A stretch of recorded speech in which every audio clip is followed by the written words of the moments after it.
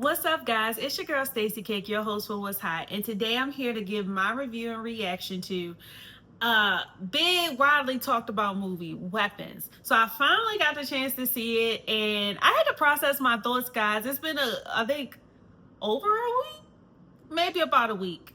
Yeah, it's been a little over a week since I've seen it. And I just really had to process my thoughts, gather my thoughts, and get them together. But I'm excited to share them with you today. Make sure if you like this type of content, make sure you guys like, share, subscribe, and comment. And let's get into it.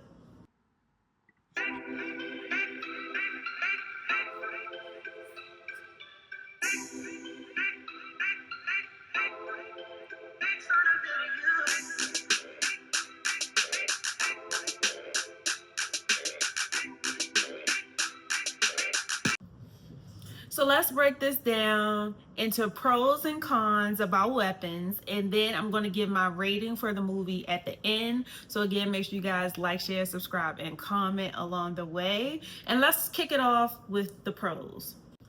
So a highlight for me, I really liked the storyline here. I thought it was really unique and something we haven't seen before in this way.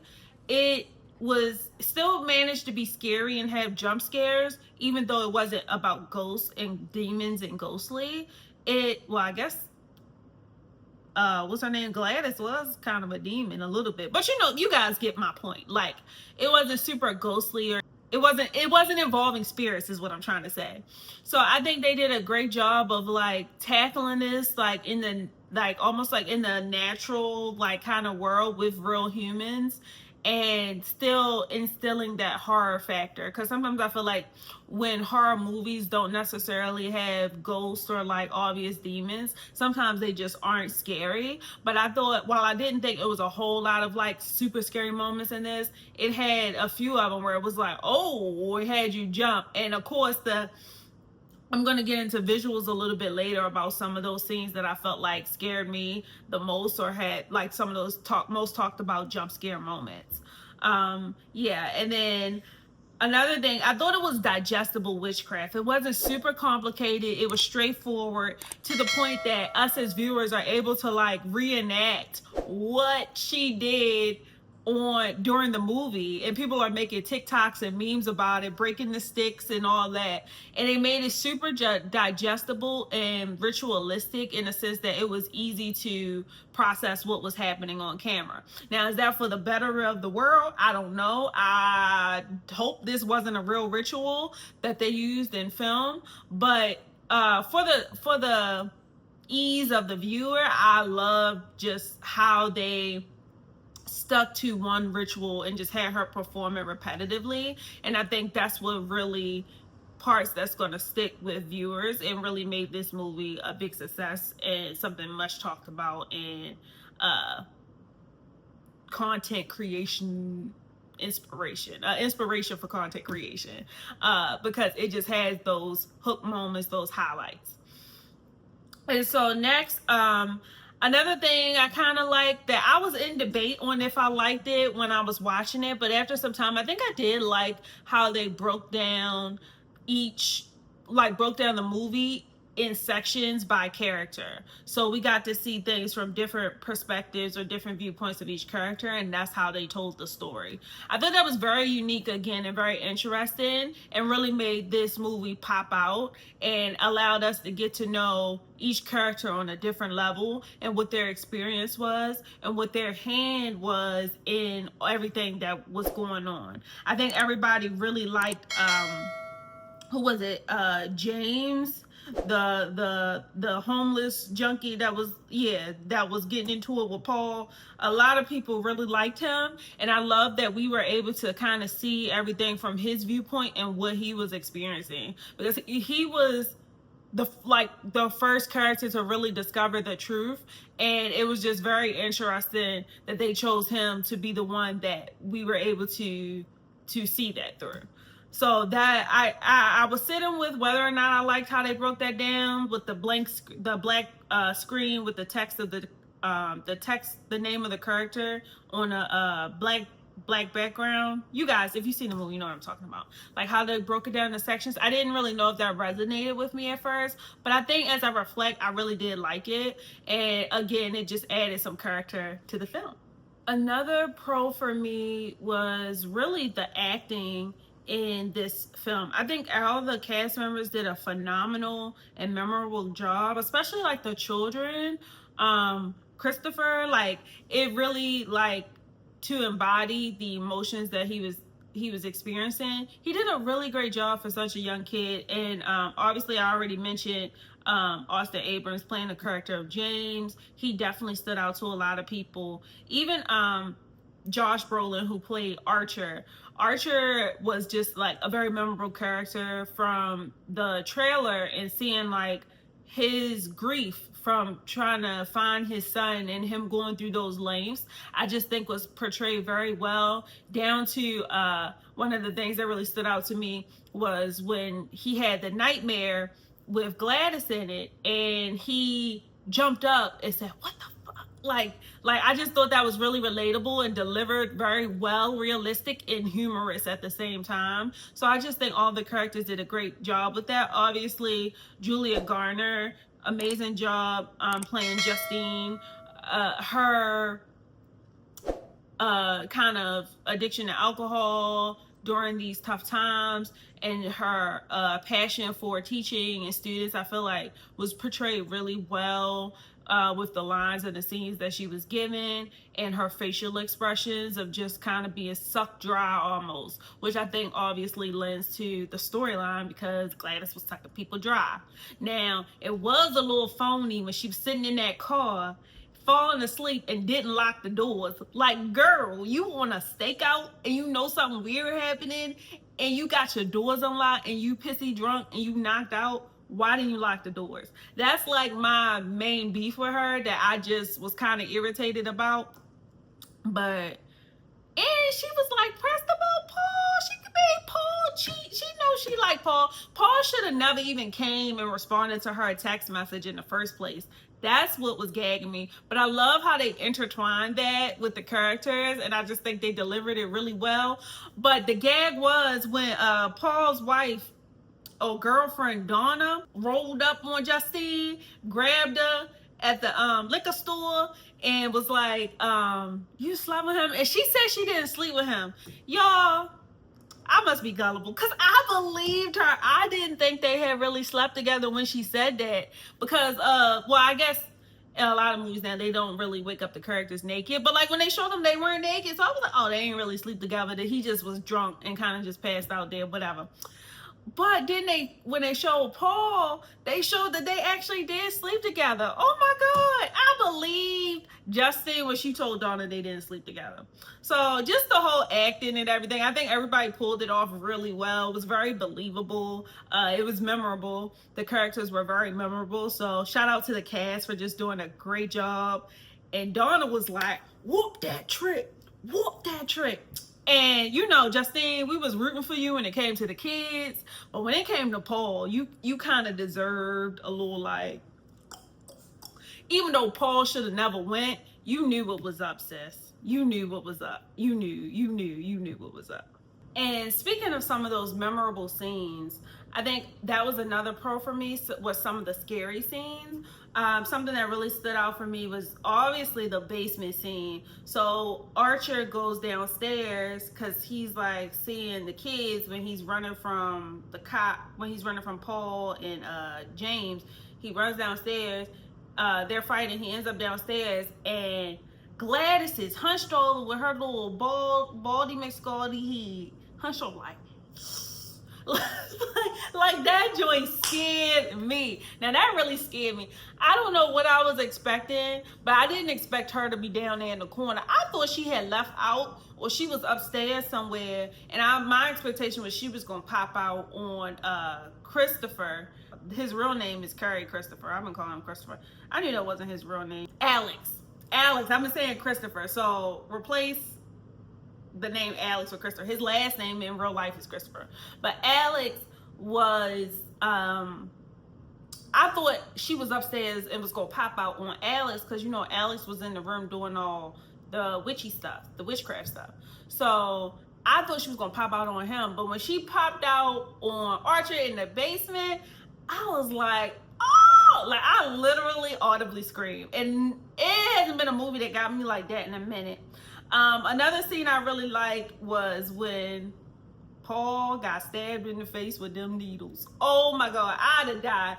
Like, you know, all 4 police doing the right thing, obviously, but I ain't gonna lie, I probably would have popped him too if I would have got hit with that first needle. But then he got stabbed in the face with 3 needles. Crazy. I ain't gonna lie, he deserved a little duke. Like, not even on no like illegal stuff, just the fact you playing with me right now, bruh. You playing, my phobia would have like kicked in because like you just stabbed me in the face with some needles. I just got pricked in the finger with your needle after I asked you, did you have anything sharp in your pockets? You gonna lie? And then not just like you go to the point that it's harming me? Absolutely not, bro. I would have wilded. So like, I don't know. I kind of was feeling him a little bit on that. Not gonna hold you, feeling Paul a little bit on that. But that was definitely a memorable scene for me. Oh yeah, how could I forget? Another very memorable scene was obviously when the children attacked Gladys. And they ate her. That was insane. That them charging through the house and getting her, that was insane. She was booking it. Sorry if you guys hear my dog howling in the background. But yeah, the dogs were like, I said the dogs. Oh Lord. The students were like booking it, cutting through the houses. That was like a crazy and high intense scene that I really enjoyed watching this film. It was really good. And just she knew her was grass when they broke out. Boom, boom, boom, boom, boom. They was booking it. She ran for a minute though. But I just was like, how do you not have a plan for if something goes wrong? Like you don't have no, well, I guess she didn't really have time to do no reverse spell work because all her stuff was upstairs. But that's OC. That scene was crazy with her little bald head booking it through them houses.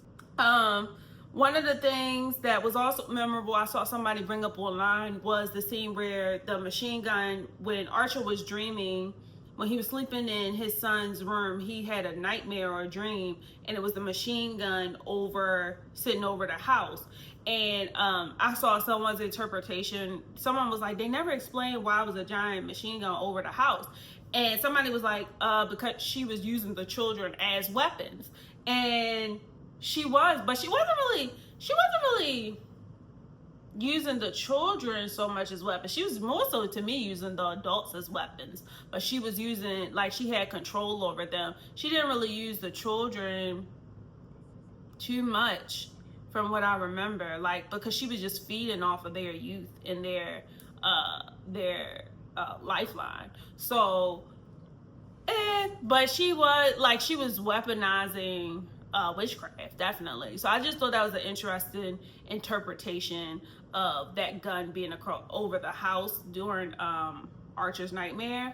And yeah, it was definitely a memorable scene again. And I think makeup was a big part of the deliverability and the excitement in this movie. So shout out to the makeup artist who worked on this film.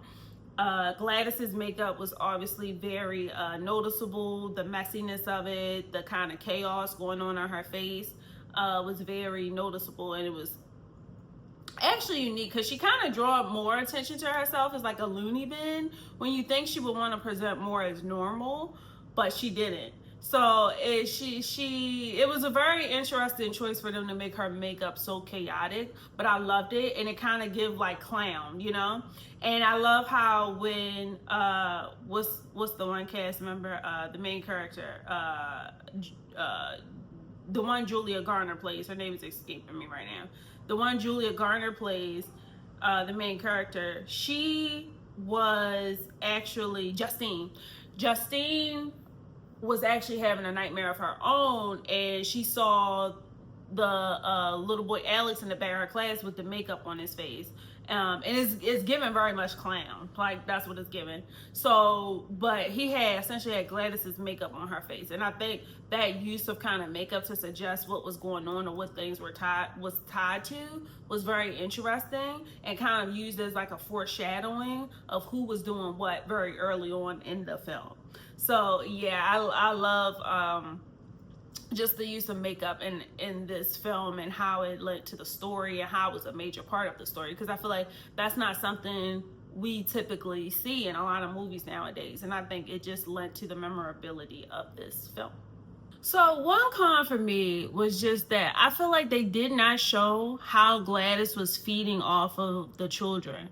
Like, how long did they have to be under her control for her to stay young? Like, how long was it, or how much energy would it take for her to have full rejuvenation or full like strength? You know what I mean? Like, would the children ever be released? Did she need to keep them forever? Like, those were some of the plot holes to me of just like how things were working with her that I wish we could have got to know a little more about what she was doing. Or if there was like just an avenue for that. Because if we were doing chapters, they really could have had a chapter for Gladys by herself for real, just so we could learn a little bit more about like how her vitality and how her ritual was working and how what she was gaining from, because they never really showed her feeding on them. They showed Alex feeding them, but they never showed her feeding on them. Poor Alex had to feed all them people canned soup. That was crazy. And like, she was like living off of them, but in what way? Like, how was she doing that? So that's just very something I wish they would have touched on a little bit more. And I think my only other con was just kind of the ending. Like, we saw what happened, and maybe they're just leaving it open for a part 2 or a second installment in the franchise, which makes sense. But I just kind of like, as a viewer, I just kind of wanted to know, like, okay, like, would they ever return back to their same mind? Was this just like a permanent state of being like out of it? You know what I mean? Like, I don't know. I feel like it was more there that I kind of just wanted to know for the way that it ended. Because it ended on a very intense note. And we kind of just see him walking away. And who was narrating, too? That was my other question. We had this like, young girl's voice narrating. Who was she? Who was narrating? And poor Paul died. Oh, man. After all that, Paul died. Oh, and I forgot the scene when Marcus got hit by that car. Crazy. When he was running, his brains was already messed up. When he was running and got hit by that car, craziness. That was crazy too. That was another memorable scene I should have mentioned earlier. And his man messed up because he didn't even want to let Gladys in the house in the first place. And his man was just being too nice and over talking him. You should have let him stand on business, because now look at y'all. Now both of y'all dead. Both of y'all been weaponized and both of y'all dead. Craziness. So yeah, that was a good scene too. But overall, I just wish they would have kind of shown if it was possible for them to come out of that state of mind where they permanently affected by that curse. Would they ever return back to them to their true selves? And what would that look like for the other parents? Which is why I think it's probably going to be a second installment, a second part to this, a sequel. But let me know what you guys think on my review and of the movie. Make sure you guys like, share, subscribe, and comment. I'm going to rate this movie a 4 out of 5 flames. I thought it was done really well. It was just a couple of plot holes for me that I wish would have been cleared up. But overall, a really solid movie, a good time, a great watch, and some good jump scares and a unique kind of horror movie that I love that they brought up to the surface for us to see. Yeah, so thank you guys so much for watching. Make sure you guys like, share, subscribe, and comment, and I will see you guys next time.